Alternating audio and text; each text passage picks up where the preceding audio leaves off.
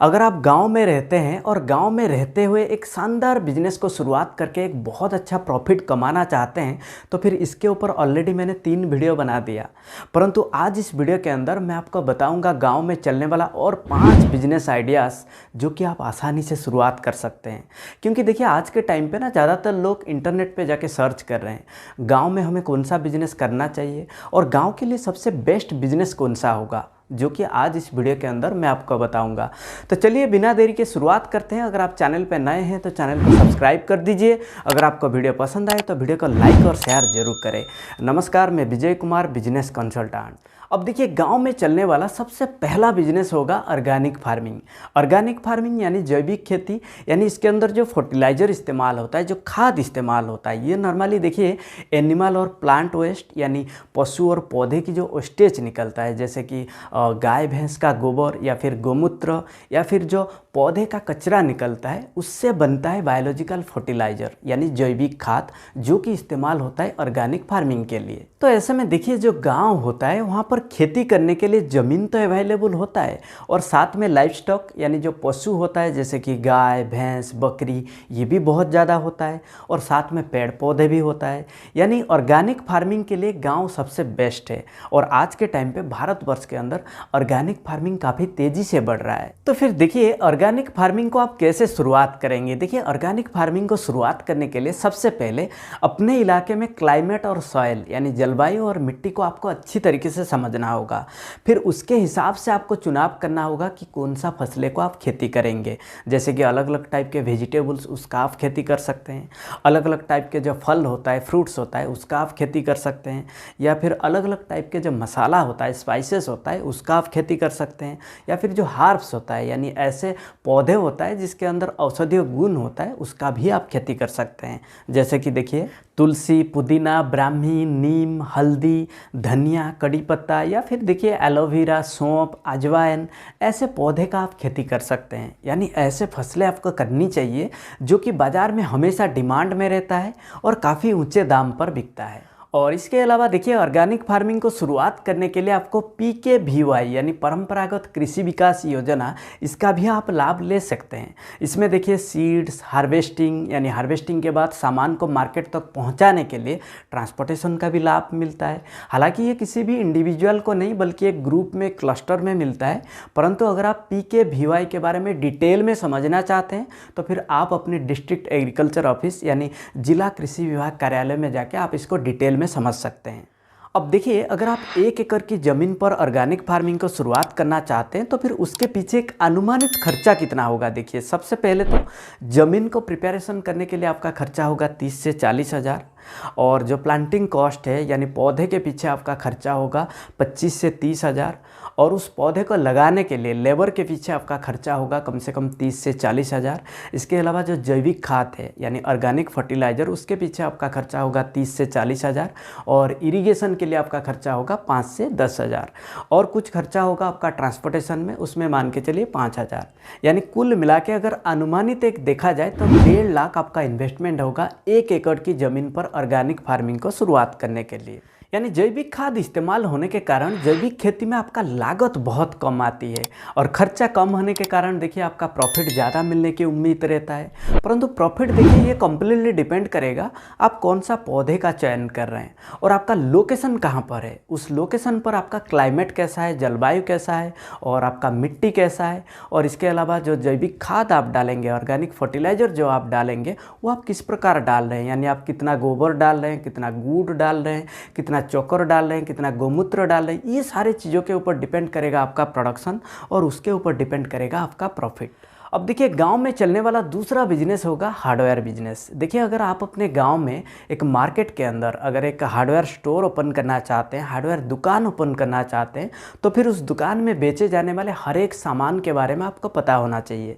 क्योंकि देखिए hardware store में ना कई तरह की सामान होता है और इसका इस्तेमाल देखिए कारपेंटर भी करते हैं, मैकेनिक भी करते हैं, प्लम्बर भी करते हैं और घर बनाने वाले मिस्त्री भी करते हैं।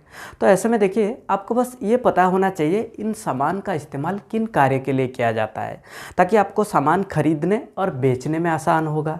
तो नॉर्मली देखिए हार्डवेयर स्टोर के अंदर किस टाइप के सामान होता है, जैसे कि देखिए building material, hand tool, power tool, plumbing supplies, या फिर देखिए electrical supplies, machine part, packaging supply, paint, metal bar, tool boxes, या फिर देखिए door lock, door handle, key, adhesive, working gloves, wire, rope, chain, belt, hammer, ladder. Normally ऐसे type का सामान होता है हार्डवेयर स्टोर के अंदर। परंतु देखिए आप अपने इलाके में डिमांड के हिसाब से प्रोडक्ट का स्टॉक रखें, वरना आपका इन्वेंट्री ब्लॉक होगा और आपको बिजनेस रन करने में दिक्कत होगा। अब देखिए हार्डवेयर का सामान आप कहाँ से खरीदें। देखिए इसके लिए ना आप डायरेक्ट मैन्युफैक्चरर से खरीद सकते हैं जो ऐसे सामान को बना रहे हैं, या फिर आप होलसेलर से भी खरीद सकते हैं, या फिर देखिए आप www.indiamart.com पे जाइए। वहाँ पे आप अपने इलाके के हिसाब से, अपने लोकेशन के हिसाब से आपको सप्लायर भी मिल जाएंगे, आपको मैन्युफैक्चरर भी मिल जाएंगे, होलसेलर भी मिल जाएंगे। आप उनसे संपर्क बना के आप उनसे डायरेक्ट भी खरीद सकते हैं। अब देखिए हार्डवेयर स्टोर के लिए आपको कितना इन्वेस्टमेंट करना होगा। देखिए कम से कम 3 से 4 लाख इन्वेस्टमेंट करना होगा हार्डवेयर स्टोर को शुरुआत करने के लिए।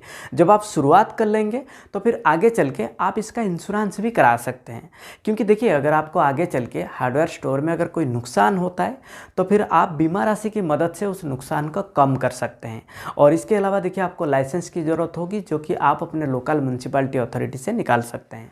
तो इस बिज़नेस के अंदर प्रॉफिट की अगर हम बात करें तो प्रॉफिट देखिए हर एक प्रोडक्ट की बिक्री पर अलग अलग प्रॉफिट मार्जिन होता है। कुछ प्रोडक्ट के ऊपर आपको थोड़ा ज़्यादा प्रॉफिट मार्जिन मिलेंगे और कुछ प्रोडक्ट के ऊपर आपको थोड़ा कम प्रॉफिट मार्जिन मिलेंगे। परंतु हार्डवेयर स्टोर में ऐसा भी सामान होता है जिसके ऊपर MRP नहीं लिखा होता है, तो ऐसे सामान को आप थोड़ा ज़्यादा प्राइस में भी बेच सकते हैं।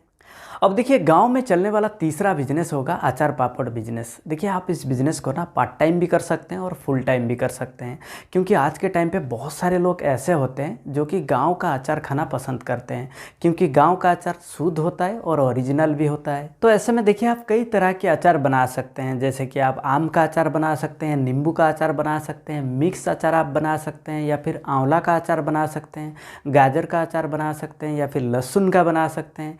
यानी देखिए जितना वैरायटी अचार आप बना सकते हैं, बनाने के बाद आप उसको खुद का शॉप शुरू करके आप बेच सकते हैं, ऑनलाइन पे आप बेच सकते हैं, या फिर देखिए गांव से दूर शहर में जो लोग अचार बेचते हैं आप उनके साथ संपर्क करके आप उनको भी बिजनेस दे सकते हैं। यानी जितना वैरायटी अचार आप बना सकते हैं उतना ये बिज़नेस आपके लिए प्रॉफिटेबल बिजनेस होगा। और इस बिज़नेस में देखिए इन्वेस्टमेंट की अगर हम बात करें, आप 30 से 40 हज़ार लो इन्वेस्टमेंट में आप इसको शुरुआत कर सकते हैं। और प्रॉफिट की अगर हम बात करें इस बिज़नेस के अंदर, देखिए जैसे जैसे आपका बिज़नेस बढ़ता जाएगा आप 20% से लेकर 40% प्रॉफिट कमा सकते हैं। और ये एक फूड बिजनेस है, इसीलिए आपको देखिए एक फूड लाइसेंस की ज़रूरत होगी, वो है FSSAI यानी food safety standard authority of India. अब देखिए गांव में चलने वाला चौथा बिजनेस होगा पापड़ बिजनेस, क्योंकि देखिए आज के टाइम पे ना हर कोई पापड़ खाने को पसंद करते हैं और लोकल पापड़ फ्रेश होने के नाते हमेशा डिमांड में रहता है। तो ऐसे में देखिए अगर आप गांव में पापड़ बनाने का बिजनेस शुरुआत करेंगे तो बहुत ही कम इन्वेस्टमेंट के साथ आप एक अच्छा प्रॉफिट कमा सकते हैं। और इसके लिए देखिए आपको पापड़ मेकिंग मशीन की ज़रूरत होगी। हालांकि जब आप शुरुआत करेंगे आप अपने हाथ से भी बना सकते हैं, परंतु पापड़ मेकिंग मशीन का अगर आप इस्तेमाल करेंगे इसमें आपका क्वालिटी और क्वांटिटी बेहतर हो जाएगा।